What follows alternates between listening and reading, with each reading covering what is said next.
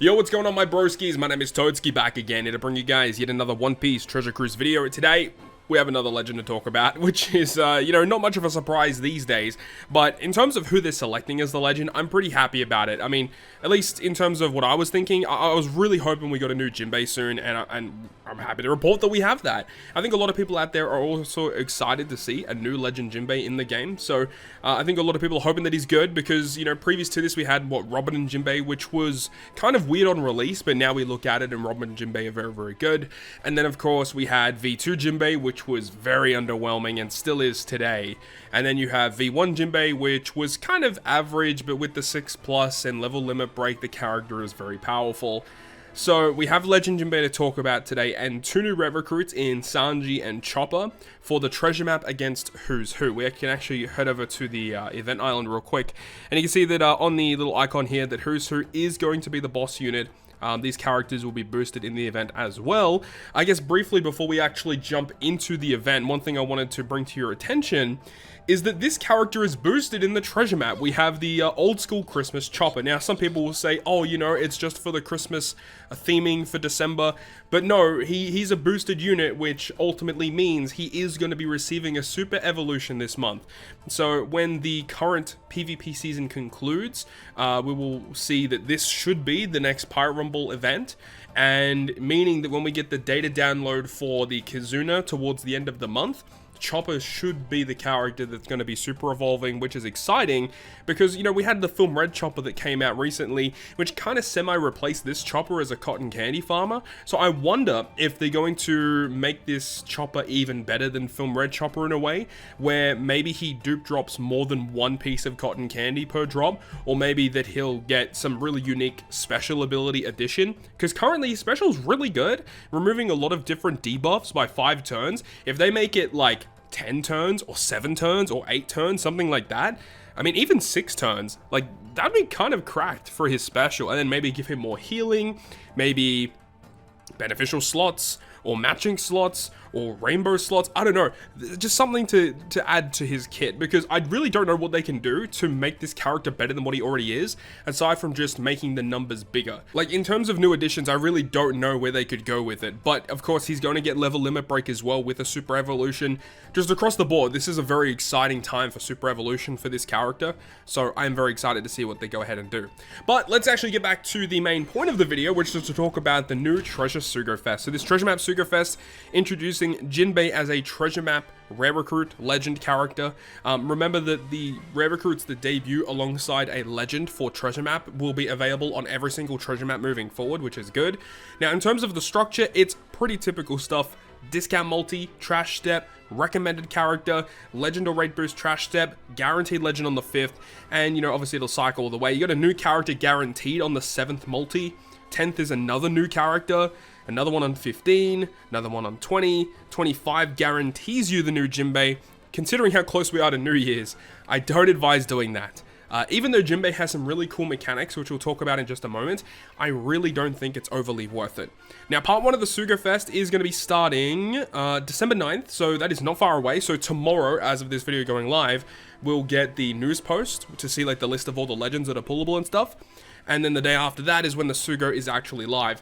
Part 2 is December 10, Part 3 December 11th, and then the actual treasure map itself, will debut on the 14th, I believe. The 14th of December is likely when it will begin.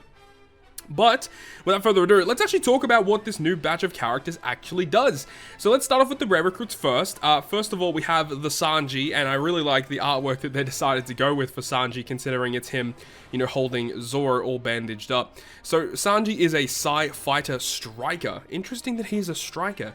Okay, captain ability doesn't really matter too much. He is a 3.5 captain, so I guess if you're using him for extra points as a captain for some reason, I guess, it's fine. And then his special, which is the more important thing here. It does 80 times his attack in side damage to a single target, and reduces special bind by 5 turns. It's already pretty good. And then if your HP is full when you launch the special, you get a 2 times orb boost and a 2 times color affinity for Psy characters for 1 turn. But if you're not at full HP, it ends up being a 1.75 times orb and affinity boost instead. So I think that's actually pretty good, because you get the special bind removal, damage dealing special, which is good, and then Orb and Affinity. It's pretty nice. And then it says, if a character has bind status, when you launch his special, you get a 2x attack boost to your Psy characters for 1 turn.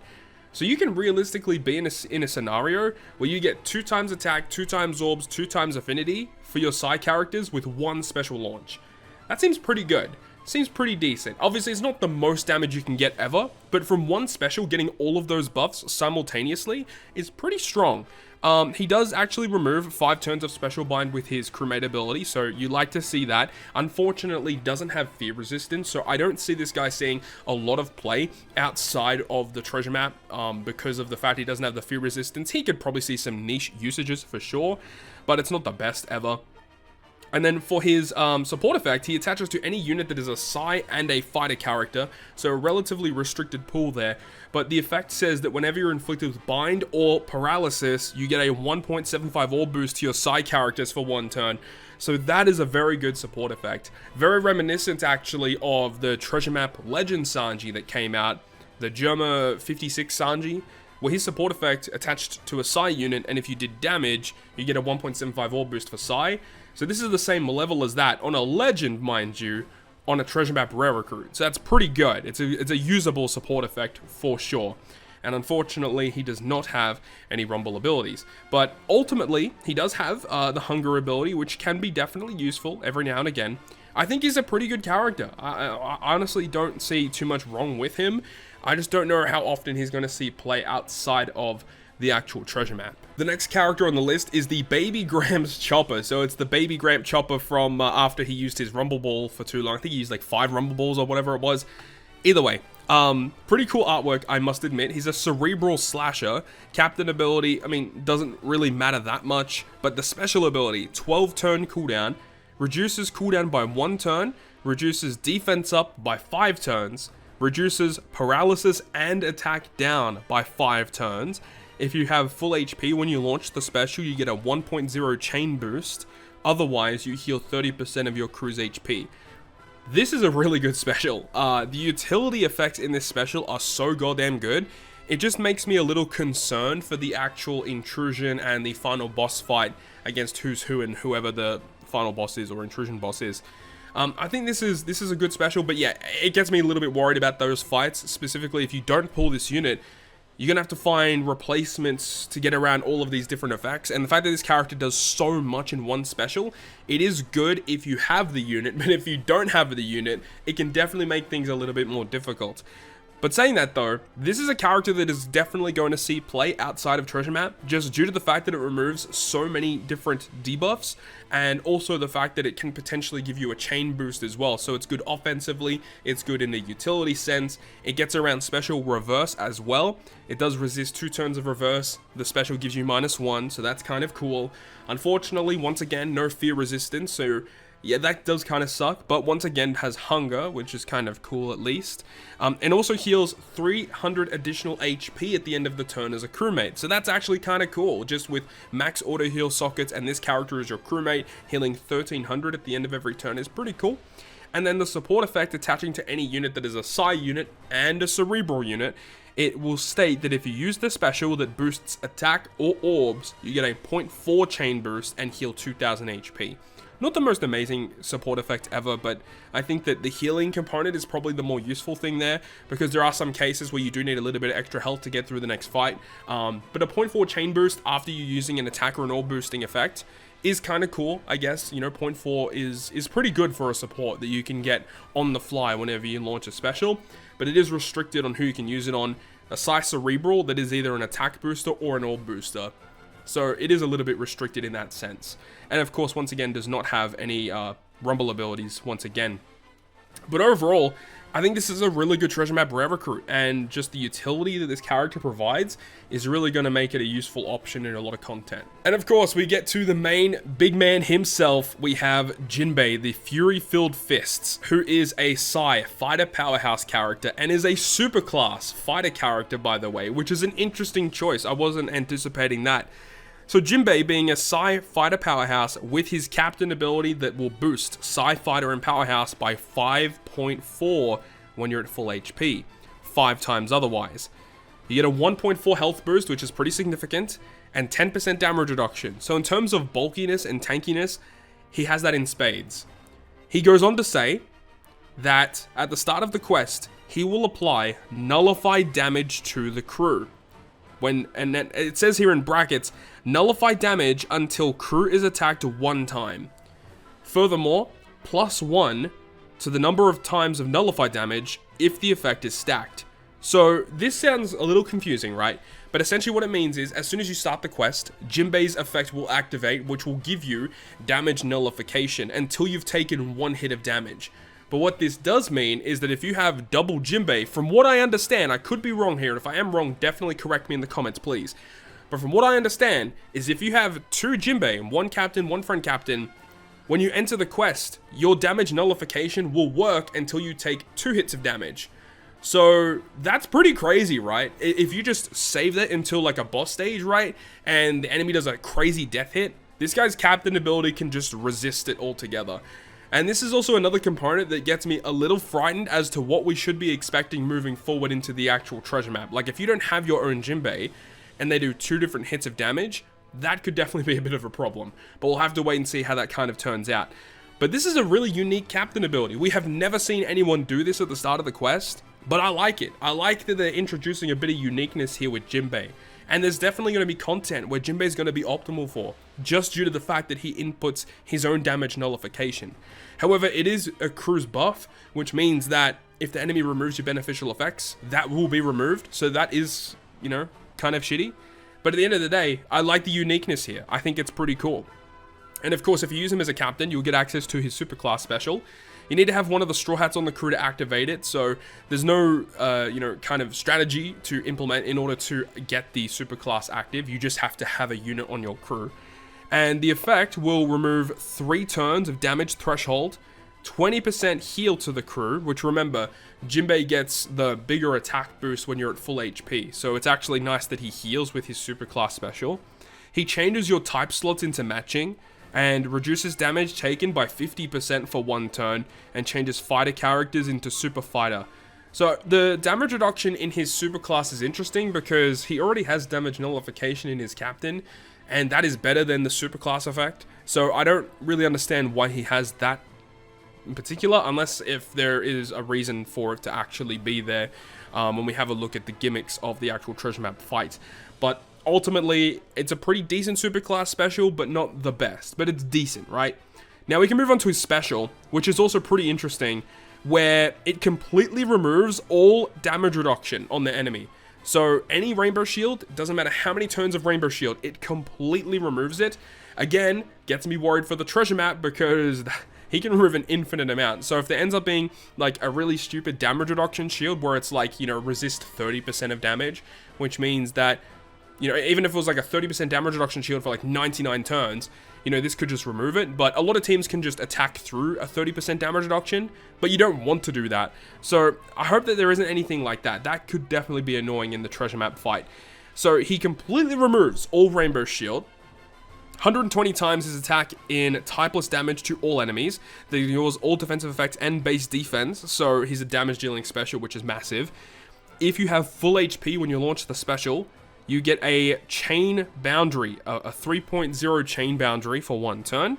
If you're not at full HP, you still get a 2.5 chain boundary. So it's still good. You still get chain boundary nonetheless, but if you're at full HP, you get, you know, the most out of that. It would have been cool if there was overhealing mechanics input to this character too. That would have been pretty lit. Either way, if the crew has a chain lock when you launch the special, boosts Psi Fighter Powerhouse attack by 2.5 for 1 turn. So, of course, this is made to be used with double Jinbei, where you use one Jinbei to give you the chain boundary. When you use the secondary Jinbei, chain boundary counts as a chain lock status, which means that you'll get a 2.5 attack boost. So this is pretty good. I think this is honestly a pretty decent effect, because you can still manipulate it in a way where, you know, if you want to use his special to get the attack boost, then you just bring another chain locker in the crew. So I think this is fine. I think this is a perfectly okay special. I don't think Jinbei is the best legend ever for sure, but I think he's very solid, and I definitely think he's going to be a character to watch out for, because there's going to be a lot of cool content that this guy will be able to beat. Of course, we have a Kizuna coming out later this month. I wonder if this guy's going to be really good for the Kizuna as well. From what we can understand, it most likely is not going to be a Super Boss Kizuna. So, we'll wait and see what happens. But I definitely could see there being an Int boss where this Jinbei is going to be really, really good against. For his crewmate abilities, Psi HP, 150 bonus, which is nothing special. And then he also makes all type slots beneficial to himself as a crewmate. So that's actually kind of neat, but not the best thing ever. And then for his potential abilities, 10 turns of slotbind removal. He has the Enrage buff, 300 attack, 5 turn removal of increased damage. And then he has Shipbind ability resistance, up to 5 turns. A kind of interesting effect. We haven't seen Shipbind be ultimately useful. But again, remember they could introduce it in a Kizuna boss fight where they inflict like a couple of turns of Shipbind, where this character's potential ability could prove useful. As for his support effect, it only attaches to the Straw Hats, and it simply just gives you 3% damage reduction and 15% HP bonus. So it's a very defensively focused support effect. Not the biggest fan of it. Considering his special is focused around Rainbow Shield or Chain Boundary, it is definitely a huge missed opportunity that they didn't apply, like, if you hit it perfect, remove 2 turns of Rainbow Shield. Something like that would have been absolutely cracked if it attached to any of the Straw Hats. Would have loved to have seen that. Or, you know, when you use a damage dealing special, give a 2.0 Chain Boundary or something like that. Would have been way, way better than what we have here. But at the end of the day, a Rainbow 3% damage reduction, I think is still okay and will definitely be used in some niche scenarios, but it's not the best. So there's that, you know, that's the breakdown of Jinbei. He seems good. He seems like a very, very good legend. Definitely more appealing than Big Mom and more appealing than Page 1, but that's not a very, you know, high bar to cross over, right? It's a very, very easy one to get past. But let's have a look at his Rumble abilities, because that's also kind of important. So in Rumble, he is focused on the Powerhouse class, where his regular kit is focused on fighters. Now he's focused on Powerhouse. So he's a Powerhouse, attack 6, HP 6, self-defense level 4, and after he takes damage up to 5 times, he gives himself a further level 1 attack. So I think that this is a really good Rumble ability. I don't really see too much wrong with this. The fact that he only gives himself the defense boost, I suppose, is where things get a little bit weird. Because the thing about Powerhouse in general is that they have a lot of HP and attack buffs, but they don't have a lot of defensive capabilities. So I would have preferred it if this was focusing on giving the crew, all Powerhouse characters, a defensive buff. And then they could have made the attack buff for himself work fine. Like, drop the level 6 attack and make it level 6 defense and level 6 health. And then give himself attack every time he takes damage. I think that would have worked out a bit better. As for the Rumble Special, 29 CT targets enemies in a large range horizontal for 2.3 times damage, and then Powerhouse allies get level 5 defense for 15 seconds. It's a fine special. I think this guy can definitely find some position in a Powerhouse team for sure. Use this, Katakuri, Who's Who, Ulti. That's a pretty decent core of characters, I suppose. But then you have to try and, you know, supplement that with Pirate Rumble Rare Recruits, and Powerhouse don't have a lot of good Rumble Rare Recruits, at least that synergize with the characters that I just mentioned. At least in terms of synergy, you know, you got Ulti and Page 1, Ulti and Who's Who, should I say, who are strength units, and you got this guy and Katakuri, which are Psi units. So I guess you could use Rumble Rare Recruits that are focused on strength or Psi units in a way. Maybe that can work. I don't think he's the best Rumble character ever, but I could definitely see a time where he could be used. And unfortunately, he doesn't have any useful GP abilities. It's the basic stuff. So that's the breakdown of Jinbei. I think he's pretty decent. I don't really see too much wrong with him. He's not like a tier 0 broken legend, but he's definitely solid. And I think that I'm pretty happy with what they've done with him. Obviously, he's not perfect. There's definitely a few things I would change, which we talked about in this video. But I think that he's fine. He will definitely see some play here and there. And of course, he's going to be useful in the upcoming treasure map versus Who's Who. But that's going to wrap it up from me. Let me know your thoughts and opinions about the new Legend Jinbei down below in the comment section. I really hope you guys have enjoyed this video today. And if you guys did enjoy it, make sure to go ahead and leave a like. And if you want to stay up to date with all the content I post, including more One Piece Treasure Cruise content, make sure to hit the subscribe button down below. On that, guys, I'll see you guys within the next video.